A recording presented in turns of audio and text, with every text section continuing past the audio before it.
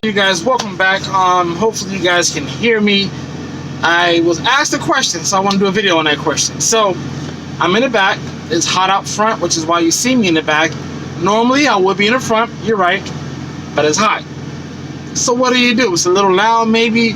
I got my APU running, trying to get a little chilled in the back. Reefer's on as well, so if you guys can't hear me, I apologize in advance.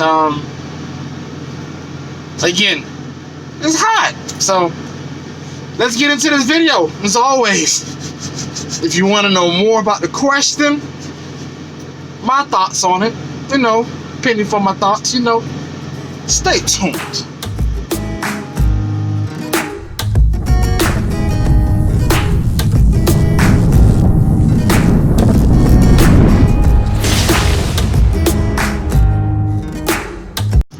Alright you guys, so as I said before, I was asked a question and I wanted to just discuss that with you guys. So, I was at a truck stop, having a conversation, and a driver was asking about Prime, okay?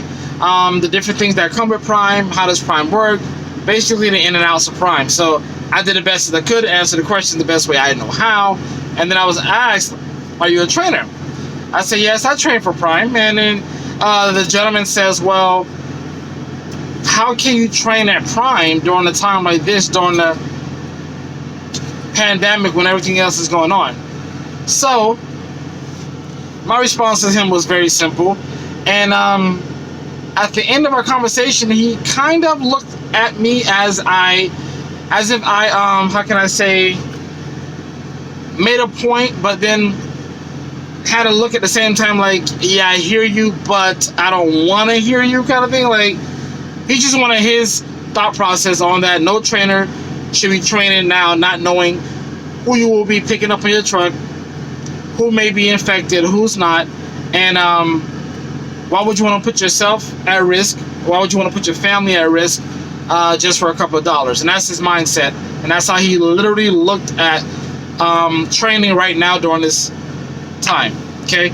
So, I'm going to let you know, and I'm going to tell you what I told him. And you guys can drop some comments in the bottom if you agree or disagree. I'm sure you're going to have your own thoughts. We all have our own opinions, and it's only an opinion. So, yeah. So, basically what I told the gentleman, I said, okay. So, during a time like this, okay, do you still need to go to the grocery store? The gentleman said, yes. You still got to go to the grocery store. I said, yeah, because you still need food, right? You still need items. He said, yep. So, okay. Do you still need to get out your house? He said, well, yeah, definitely, because after a while, sitting in your house all day, you just get kind of bored. Hold on, y'all. I want to make sure the phone don't fall. It failed twice already trying to set it up, so make sure it don't fall. All right. So, he said, yeah, definitely. You want to get out of the house and get some fresh air. I said, okay, cool. And I said, okay, for the grocery store, okay? You got to go to the grocery store to make sure you put food on the table for yourself. If you're going back to your family, your kids, anything like that. And even if you're out here just driving, you need groceries for the truck, okay? He said, yeah, you do. He goes, but what it has to do with training? I said, okay. Training puts food in your pocket. Sorry about that. Training put money in your pocket, which puts food onto your truck. Training also helps you build a better financial future for yourself, and training also allows you to take care of your family, of kids, any loved ones you have back home that basically are counting on your income. That's what training does. But training also allows you to continuously give back to the next generation, as well as anyone else that's looking to enter an industry that needs to be trained to do so in a proper manner. Now, he said, okay, well, I can see that, but is that worth the risk? I said, so, is it worth the risk of not educating or training the next generation to keep our future moving forward? So if everyone was to stop training at any job task that they did, teachers are trainers, just different titles. So any professors, if everybody stopped and said, you know what, I'm not going to train, I'm not going to teach, I'm not going to educate, I need to worry about myself, what future will we have to go forward? How will we ensure that when we're way much older, that the generation behind us are doing the right things to ensure a decent future? Okay? So the gentleman says, okay, well, I guess I didn't look at it like that. Okay. All right, I guess so. I'm like, okay, well, what else? He goes, okay, but that's still not everything. I said, okay. So let's see, people need to, I said, so would you need to go to the mall? He's like, well, yeah, I need to go to the mall to grab, clothes and stuff. I said, okay. So would you need to go out running and stuff like that? He goes, well, I got to exercise, I got to stay fit. Out here it's harsh as a driver. I want to stay mobile and stay fit. I said, okay. I said, now, to go to the mall is a want. It's not a need. Okay? To go outside and exercise is a need, but you can do it in your own home. You can do it in your truck if you need to. So, training during a time like this, there's no certainty of what students you're going to pick up, and all you can do is ask the questions and be prepared as possible.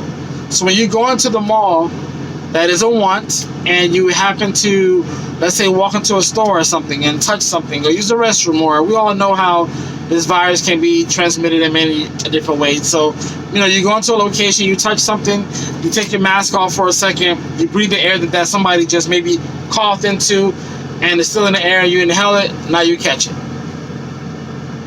You go home, spread it to your family. We all know how the rest goes from watching the news. So I told him, I said, so was that mall trip worth it since you so adamantly wanted to go to the mall so bad? He was like, well, if I get sick, then it won't be worth it. I said, okay. But that's the difference between training. Training, you're doing it for a passion. You do it for a reason. You do it for the better of the future and the embetterment of our generations behind us. And he says, okay, but how about your family? I said, my family understands. Your family would understand that if you want to continue to keep America moving forward, even when you're too old to do the job, you want to make sure that when you're old, you still get your medical supplies, that you're still getting your groceries to the store. So when you make your runs at an elderly age, you know that the generation behind us is getting the stuff on time. If you're on the road, your family's on the road, friends is on the road, loved ones on the road. You want to know that some of the drivers out there were trained by you and they know how to handle themselves, not out here just doing whatever they want to do just to drive, So to me, it's important that if you're a trainer, that you continue to train the next generation or even those that are maybe older or of your age group to continue to keep the industry moving and to ensure a future for anybody that's in this trucking industry and doing it the right way. At the end of the conversation, he says, okay, so you're saying that if you are a trainer, that you should still train because there's more benefits to training than you possibly getting sick. And my response again was, I can walk outside and walk into a fuel aisle, walk into Pilot, Flying J, Love's, TA, Petro, even the mom and pop places. I can walk into a location, for some reason, go into the restroom and go in there just to wash my hands or something and maybe touch something extra, didn't wash something, who knows, and come into the truck, sanitize my hand, maybe didn't get a spot or something, and there you go.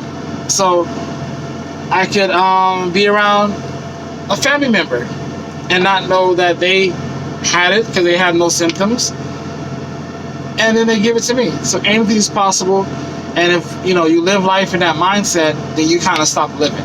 Okay, but I think that if we're able to train and we're doing it in the safest manner as possible, taking the best precautions as possible going forward, I see nothing wrong with training. I see nothing wrong with continuing to educate and continuing to lead for a better future. That's just my mindset on it. And again, he said, okay, well, you made some valid points. I understand. I hear you. But if I could train, I wouldn't do it. I said, well, you probably can't train yet, which is why you're probably not doing it. But I mean, well, I thought that. I didn't want to be rude, but what I did say was, well, maybe training's not for you. Was that rude? I don't think so. I don't know. But then he said, okay. All right. So you made some points, but do you have anything else to add to that?